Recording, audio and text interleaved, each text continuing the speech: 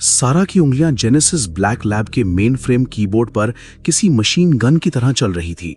बड़ी स्क्रीन पर वो काले रंग का मेटल कार्ड रखा था जिसे लेजर स्कैनर डिकोड करने की कोशिश कर रहा था। सर, ये एड्रेस मुंबई के किसी भी म्युनिसिपल या मिलिट्री डेटाबेस में एग्जिस्ट ही नहीं करता। सारा ने अपने माथे का पसीना पोंछते हुए कहा, ये लोकेशन किसी डेड जोन में है, शहर के सीवेज सिस्टम से 300 फीट नीचे। अर्जुन ने स्क्रीन पर उभरते हुए उन लाल रंग के कोऑर्डिनेट्स को देखा। उसके चेहरे पर कोई घबराहट नहीं थी, बस एक शिकारी वाली ठंडी मुस्कान थी। तो कॉर्पोरेट की चमकती दुनिया के ठीक नीचे असली दरिंदों का बेसमेंट बना हुआ है। हवा में सिस्टम की नीली पारदर्शी स्क्रीन फ्लैश हुई। Location decoded, subterranean sector alpha, threat level unknown. Security team को रेडी करूं सर? सारा ने इंटरकॉम की तरफ हाथ बढ़ाते हुए पूछा। अर्जुन ने अपना काला लेदर कोट पहनते हुए सारा का हाथ बीच में ही रोक दिया। नहीं सारा, जहां मैं जा रहा हूं वहां हमारी कॉर्पोरेट सिक्योरिटी किसी खिलौने की तरह टूट जाएगी। अर्जुन ने कोट का कॉलर खड़ा किया और दरवाजे की तरफ मुड़ गया। इस दलदल में मुझे अकेले उतरना होगा। मुंबई की एक पुरानी और बंद पड़े इंडस्ट्रियल इलाके का खंडर। रात के अंधेरे में वहां सिर्फ सन्नाटा था। अर्जुन उस लोकेशन पर पहुंचा जहां एक जंग लगी हुई पुरानी मालगाड़ी का डिब्बा खड़ा था। जैसे ही अर्जुन ने उस काले मेटल कार्ड को डिब्बे के भारी दरवाजे पर टच किया, एक ठंडी इलेक्ट्रॉनिक आवाज के साथ जमीन का एक बड़ा हिस्सा खिसकने लगा। वो कोई मालगाड़ी का डिब्बा नहीं, बल्कि एक हैवी ड्यूटी इंडस्ट्रियल एलिवेटर था जो सीधे पाताल की तरफ जा रहा था। हर मीटर के साथ हवा भारी होती जा रही थी। ये कोई हॉरर फिल्म का डर नहीं था, बल्कि किसी असीम दबाव का एहसास था। लिफ्ट जब रुकी और उसके भारी दरवाजे खुले तो अर्जुन की आंखें एक पल के लिए सिकुड़ गईं। सामने कोई अंधेरा बेसमेंट नहीं था, वो एक विशाल रोमन ग्लैडिएटर स्टाइल का अंडरग्राउंड डोम था। माहौल ऐसा था जैसे किसी हाई स्टेक पोकर गेम में दुनिया के सबसे बड़े माफिया अपना मौत का दाव लगा रहे हों। छत से क्रिस्टल के झूमर लटक रहे थे, लेकिन हवा में किसी पुरानी कब्र जैसी ठंडी और भारी गंध थी। यहाँ सिर्फ कॉर्पोरेट दुनिया ऊपर थी, असल किंगडम जमीन के नीचे चल रहा था। वहां मौजूद लोग कोई आम इन्वेस्टर्स नहीं थे। कोई भारी लोहे का मास्क पहने था तो किसी की गर्दन पर अजीब सी चमकती हुई नसें उभर रही थी। कुछ कल्टीवेटर्स के चेहरे पर असामान्य शांति थी। वहां दुनिया भर के अंडरग्राउंड डीलर्स, बायोटेक तस्कर, जीन ब्रोकर्स और डार्क फैक्शंस के लीडर्स बैठे थे। अर्जुन के वहां कदम रखते ही सिस्टम की नीली स्क्रीन फ्लैश होने लगी। Warning, multiple high density biofields detected, status high alert. Arjun एक शांत कोने में जाकर बैठ गया। उसकी आंखें हर एक चेहरे को स्कैन कर रही थीं। तभी डोम के बीचों बीच एक गोल स्टेज पर लाल रंग की स्पॉटलाइट जली।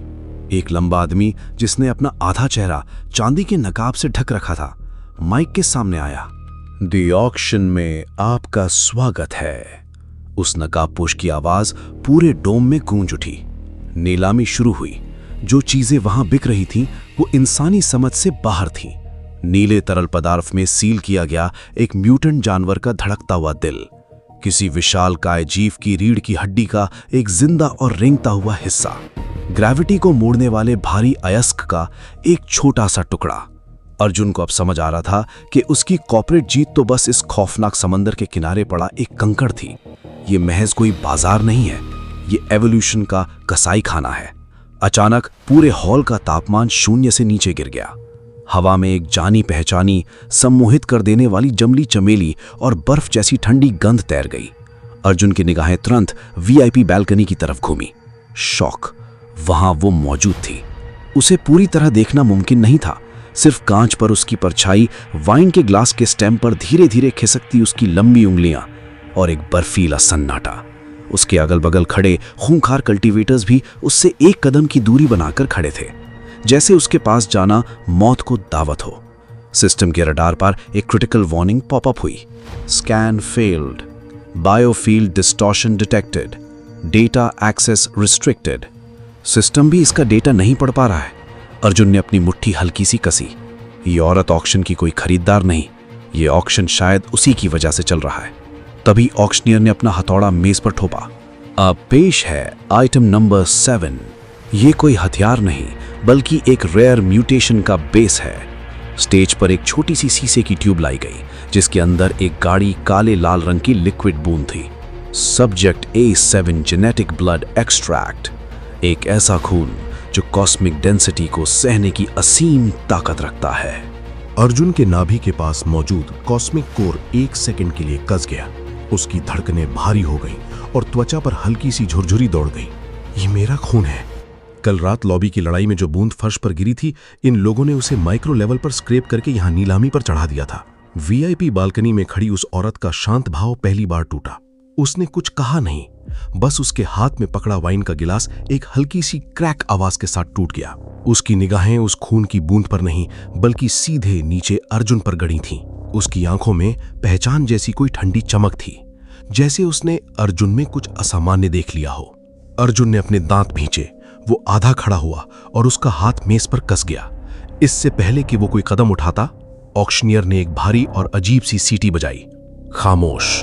अब वक्त आ गया है आज की रात के सबसे बड़े और आखिरी आइटम का। इसे खरीदा नहीं जाता, ये सभ्यताओं को बदल देता है। 4 भारी बख्तरबंद गार्ड्स एक बहुत बड़ा वैक्यूम चेंबर खींच कर ला रहे थे। चेंबर के अंदर एक छोटा सा टूटा हुआ और भयानक रूप से चमकता हुआ नीले रंग का एलियन क्रिस्टल हवा में तैर रहा था। उस क्रिस्टल के हॉल में आते ही अर्जुन को लगा जैसे हवा अचानक लोहे की तरह भारी हो गई हो। पूरे डोम में एक अजीब सी कॉस्मिक डेंसिटी भर गई थी। तभी अर्जुन की इंद्रियों ने एक बहुत ही अजीब चीज पकड़ी। हवा में जो जंगली चमेली और बर्फ जैसी ठंडी गंध थी, वो क्रिस्टल के आने के साथ अचानक और तेज हो गई थी। ये महक, बालकनी में खड़ी औरत और इस क्रिस्टल में कोई खौफनाक कनेक्शन है। अर्जुन की सांसें अटकने लगी।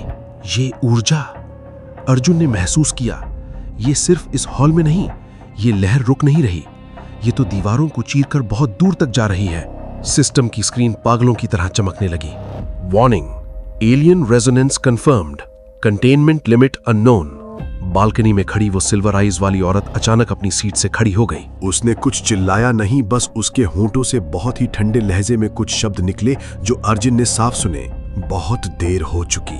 उसी पल काले लिबास में दर्जन भर हथियार बंद टैक्टिकल इंट्रूडर्स उस क्रिस्टल को कब्जे में लेने के लिए स्टेज की तरफ लपके। कोई नहीं जानता था कि वो किसके आदमी थे। कंटेनमेंट पहले से ही अनस्टेबल था। एक घबराए हुए इंट्रूडर ने पैनिक में क्रिस्टल को चैम्बर से बाहर खींचने की कोशिश की। कंटेनमेंट टूट गया। कोई आग का गोला नहीं निकला, कोई धमाका नहीं हुआ, बस एक अंधी कर देने वाली नीली रंग की साइलेंट कॉस्मिक वेव चारों तरफ फैल गई। हवा जैसे जम गई, आवाज गायब हो गई। गिरता हुआ कांच, भागते हुए लोग, उठते हुए हाथ, सब अर्जुन की आंखों में एक अस्वाभाविक धीमेपन में तैरने लगे।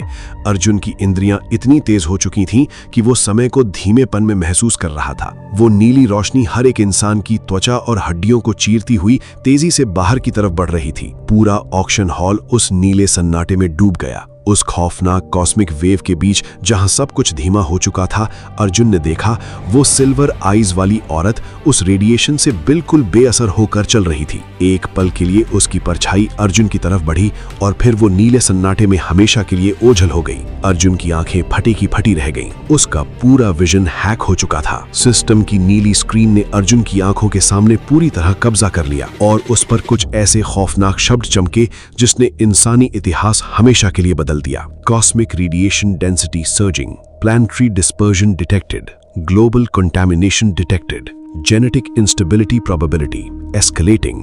आखिर अब क्या होगा?